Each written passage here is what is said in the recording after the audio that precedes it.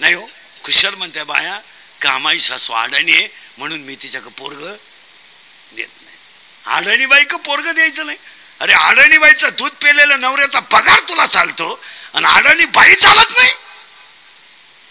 कीर्तन करून आणि सप्ते करून करायचं काय? जोपर्यंत तुम्ही कुटुंबात बदलत नाहीत तोपर्यंत बाहेरच्या बदललेला कवडीची किंमत नाही. तुमचं काय मत आहे? गाड्यांना बंगल्यांना करायचं काय? जेव्हा वट्यावर म्हातारा खुर्ची टाकून बसेल ना तो बंगला शोभून दिसतो, शोभून दिसतो. शोभून जाऊ द्या, चप्पल तुटली त्याची, पण खुर्ची घेतो आणि वट्यावर बसतो काठी हातात. राम राम, शोभतो का नाही बंगला?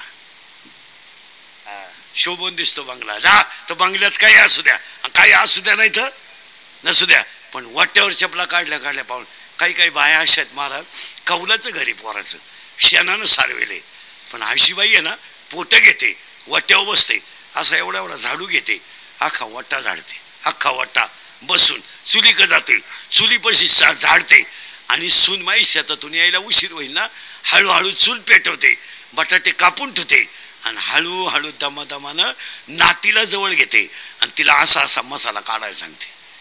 एवढा कर, भातही करून ठेवते. काय माणसं, म्हातारी माणसं कुठं फुकट खात्यात काय? नाही, पण लोकांनी म्हातारी माणसांचे हाल केले महाराज. तुमचं काय मत आहे?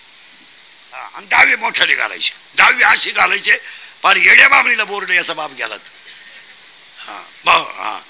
प्रवचन मंटम बिट ठोकायचा, चप्प्या बिप्या करायच्या, शेंड्या बिंड्या काढायच्या, दहाव्याला भाषणं ज्यांनी बाप उचलून आपटले त्यांची ठेवायची.